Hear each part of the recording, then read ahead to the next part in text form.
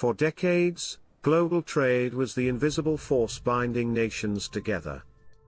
Cargo ships crossed oceans, carrying cheap electronics from Asia, cars from Europe, oil from the Middle East, and grain from America. It was a world powered by interdependence, where every country played its part in the great economic web. At the heart of this web stood two giants, the United States and China. One, the world's established superpower, a consumer-driven economy fueled by innovation and finance. The other, a rising manufacturing powerhouse, driven by labor, ambition, and an unshakable vision to reclaim its place at the top. For years, the relationship worked. America bought, China built, and both prospered. But as China's factories multiplied and its technological ambitions soared, the balance began to shift. What started as cooperation slowly turned into competition, and competition, into confrontation.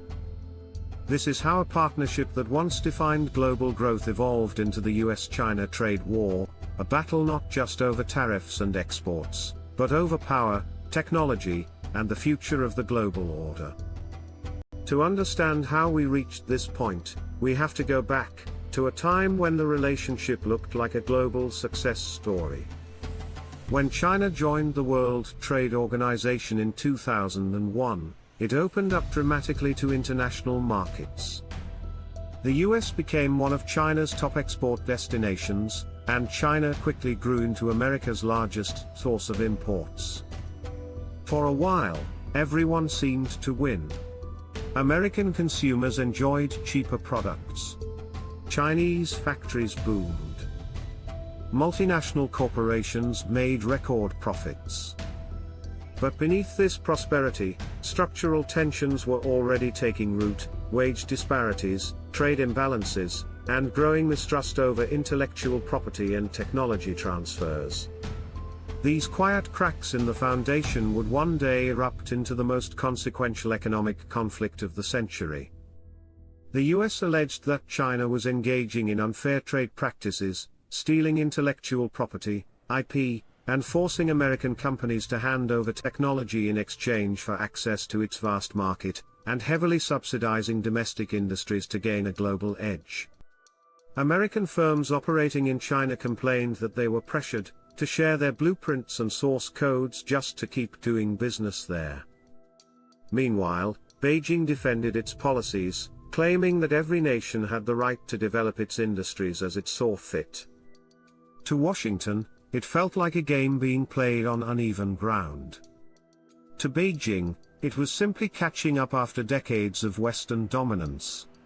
Yet, year after year, the numbers told their own story. By the mid-2010s, the US trade deficit with China had ballooned to over $375 billion, and political patience in Washington was wearing thin. This growing frustration would soon find its voice in a man who promised to rewrite the rules of global trade: Donald Trump. The opening of the trade war, 2018 to 2019. The quiet friction between Washington and Beijing finally erupted into open confrontation. In 2018, under President Donald Trump, the United States launched a sharp escalation. In March of that year, the US Trade Representative released a report accusing China of large-scale intellectual property theft, unfair technology transfers, and market manipulation. Trump responded with an unprecedented move: tariffs on Chinese imports worth $50 billion, targeting sectors from electronics to industrial machinery. Beijing struck back within days, imposing tariffs on American soybeans, cars, and aircraft. What began as a political statement quickly turned into a tit-for-tat economic war. By mid-2018, the US imposed tariffs on approximately $50 billion worth of Chinese goods, then expanded to by the end of 2018. The US had levied tariffs on more than $250 billion worth of Chinese goods, while China retaliated with duties of $110 billion of American exports.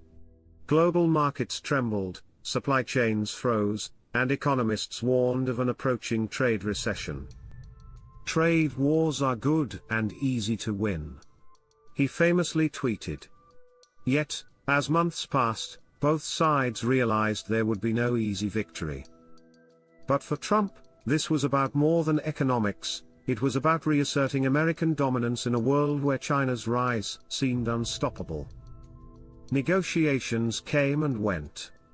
Ceasefires were announced and broken. And for the first time in modern history, two superpowers found themselves locked in a sustained economic standoff that reshaped the world's financial map. The COVID-19 pandemic disrupted global trade and hit both economies. The trade war effect overlapped with pandemic supply chain shocks, making it difficult to isolate purely. The Biden administration maintained many of the Trump tariffs and added further restrictions, for example on Chinese electric vehicles. Although large-scale new tariff announcements slowed, underlying strategic rivalry deepened. Focus shifted to export controls, chips, software, rare earths, supply chain dependency. The period became one of competition rather than cooperation. Many firms began considering China Plus One strategies, diversifying manufacturing outside China, though the models show China remained embedded in global value chains. The latest escalation, 2025. In 2025, Trump, in his second term, reignited the trade war with draconian measures. Early February, a 10% tariff on Chinese imports. In April, tariffs were raised to 34% on all Chinese imports, with US tariffs reaching up to 145% on some goods. China retaliated with up to 125% tariffs on US goods and export restrictions on rare earths and strategic minerals. On April 4, China announced 34% tariffs effective April 10, along with export controls on certain rare earths.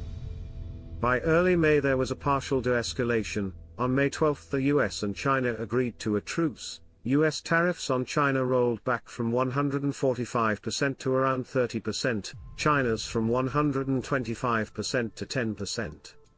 June 2025 saw a framework deal, extending the truce, focusing on export restrictions, rare earths, semiconductors, though core unresolved issues remained. August 2025, the truce was extended again for 90 days. But beneath that temporary pause, the entire global landscape had shifted. The trade war was no longer a two-player contest, it had become the central axis around which the world's economic and political forces were realigning. The rise of new trade blocs and alliances. The first big change was the 2024 BRICS expansion. With Saudi Arabia, the UAE, Egypt, Iran, and Ethiopia joining, BRICS turned from a loose forum into an energy and commodity powerhouse. Commanding nearly half of global oil output. China and Russia pushed members to trade in local currencies and even launch regional payment systems as alternatives to SWIFT. The result was a quiet yet real shift away from the dollar. For Washington, this was troubling. Dollar hegemony has long been America's greatest strategic advantage. It lets the US print the world's reserve currency and sanction its rivals through the financial system. Now, that monopoly was facing its first serious challenge since the Bretton Woods era. Meanwhile, China deepened energy partnerships with the Gulf, especially Saudi Arabia and the UAE, settling some oil sales in yuan. That strengthened Beijing's economic hand as Washington tightened its tariff grip. Europe's dilemma. Across the Atlantic, Europe was trying to walk a tightrope. It joined US restrictions on advanced semiconductor exports to China, yet its own industries depended heavily on Chinese components for EVs, solar panels, and battery cells. France and Germany started speaking openly about strategic autonomy, arguing that Europe should not be forced to choose between Washington and Beijing. Still, Eastern Europe and Nordic countries stood firmly with the US, leaving the EU internally divided. a fragmentation Beijing quietly exploited through selective trade and infrastructure deals. The European Central Bank warned that prolonged US-China tariffs could shave 0.8% off EU GDP by 2026, due to rising input costs and sluggish exports. Middle East and the Red Sea factor. In late 2024 and early 2025, conflict in Gaza and missile attacks on Red Sea. Shipping routes through global logistics into chaos. Nearly 12% of world trade flows through the Suez Canal, and suddenly insurance costs and delivery times soared. China's exports to Europe slowed, and container rates tripled. The US sent warships to protect commercial vessels, while Beijing criticized Washington for militarizing trade routes. At the same time, China's massive investments in Saudi and UAE ports under the Belt and Road Initiative turned the region into a new arena of economic rivalry. For the first time, Middle Eastern nations weren't just oil suppliers, they were emerging as logistics powers, courted by both Beijing and Washington. Financial markets and currency ripples. The tariff war sent shockwaves through global markets. The Chinese yuan slipped past 7.5 to the dollar, a 14-year low. The Dow and Nasdaq oscillated wildly whenever new tariffs were announced or delayed. Investors fled to safe havens, gold surged beyond $2,600 per ounce, while rare earth prices spiked as companies scrambled for alternatives. Energy markets were no calmer. Oil stayed volatile between $80 and $100 a barrel, as sanctions, shipping risks, and slower Chinese demand played against each other. By mid-2025, the IMF lowered global growth forecasts to 2.6%, calling trade fragmentation the biggest threat to the world economy since the pandemic. India and Southeast Asia step in. The China Plus One model turned into a real shift. Factories for Apple, Tesla, and Dell expanded in India, Vietnam, and Malaysia. India especially positioned itself as the third pole, balancing relations with both Washington and Beijing, while wooing investors. Fleeing Chinese tariffs. Its new semiconductor and electronics corridors in Gujarat and Tamil Nadu attracted tens of billions in investment. Vietnam and Indonesia followed similar paths, boosting their exports by over 20%. This reshaping of Asia's manufacturing map was one of the most visible after effects of the trade war, creating a multi-hub production system where China remains central but no longer alone. Africa and Latin America, the new battlegrounds. Africa and Latin America entered the spotlight as resource gateways. China's Belt and Road projects in Africa faced financing pressures and growing backlash over debt. The US and EU responded with new initiatives like the Partnership for Global Infrastructure and Investment, offering transparent funding and renewable energy projects to counter China's influence. In Latin America, Brazil and Argentina tightened their BRICS ties and traded more in local currencies, while Mexico benefited from nearshoring as US companies moved factories closer to home. Washington's new economic playbook. Trump's second-term policy is a blend of economic nationalism and allied friend-shoring. Through the USMCA, the US deepened supply chain integration with Canada and Mexico, reducing reliance on Asia for automotive and chip inputs. At the same time, it tightened ties with Japan and South Korea on tech security, forming a democratic manufacturing ring. This approach gives Washington regional resilience but also speeds up the division of the global economy into separate blocks. Why this matters? Tariffs act as hidden taxes on consumers and producers. In the US, household spending has risen while manufacturers struggle with input costs. In China, export growth has slowed and margins thinned. Manufacturing and jobs. America's goal to reshore production meets reality, automation and costs limit job returns. Some regions gain temporary revivals, but sustained growth is limited. Global supply chains. The two largest economies still anchor global trade, their friction reshapes everything from pharma to electronics. Geopolitical stakes. It's now a contest for tech supremacy and ideological influence, the free market model versus state-driven capitalism. Trade norms and global rules. Multilateral systems like the WTO struggle to adapt to a world of strategic tariffs and national security clauses. Risk of escalation. The mechanisms of retaliation are well worn. Any political incident could rekindle a full-scale economic war. Current issues? Rare earths and strategic materials. China still processes 70% of the world's rare earths. Its controls on gallium and graphite affect EV and chip industries globally. Implementation of the Phase 1 and later framework targets remains patchy, with core commitments still unmet, a reminder that trust between Washington and Beijing is far from restored. Global realignment. BRICS, ASEAN, and EU are forming their own subsystems of trade. Supply chain relocation. India and Vietnam are gaining ground, but full decoupling is expensive and slow. After effects and global consequences. Global growth forecasts have been cut to 2.6%. Trade uncertainty has frozen corporate investment plans. Emerging markets face a mixed reality, higher import costs but new manufacturing opportunities.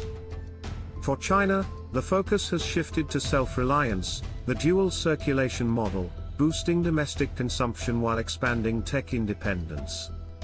For the US, inflation pressures and the cost of subsidies to new industries raise questions about long-term sustainability. The global trade order is fragmenting into regional blocs. The WTO warns this could cost the world $2 trillion in lost trade by 2030. What lies ahead? Scenario A. Resolution. Negotiations succeed, tariffs roll back, confidence returns, supply chains stabilize. Scenario B. Stalemate. High tariffs persist, the world adapts to a split system of two economic spheres. Scenario C. Escalation. If talks fail, export bans expand and a global slowdown looms. Key indicators to watch. Xi Jinping's meetings with US leaders, BRICS trade in local currencies, chip export restrictions, and IMF growth updates. We've traced the entire arc, from the roots of trade tension to the fresh front lines of 2025, where tariffs once again shape the global balance. This is no longer just an economic story, it's a battle for global leadership, and a redefinition of globalization itself. The decisions taken in Washington and Beijing over the next months will ripple through every factory, farm, and financial market on Earth. We've followed this journey from trade growth and structural tension, through the first outbreak of the trade war, 2018 to 2019, into the pandemic-era stasis, and now the renewed intensity of 2025. We've seen the economic, strategic, and human stakes, and outlined what to keep your eye on. If you're watching this as a viewer, understand that this is not just about two countries squabbling. The outcome could shape jobs, manufacturing, technology, global trade norms and your everyday costs. Thanks for staying till the end, my friends. If you found this breakdown helpful, don't forget to like, subscribe, and ring the bell, and drop a comment telling me your view on who's really winning this trade war.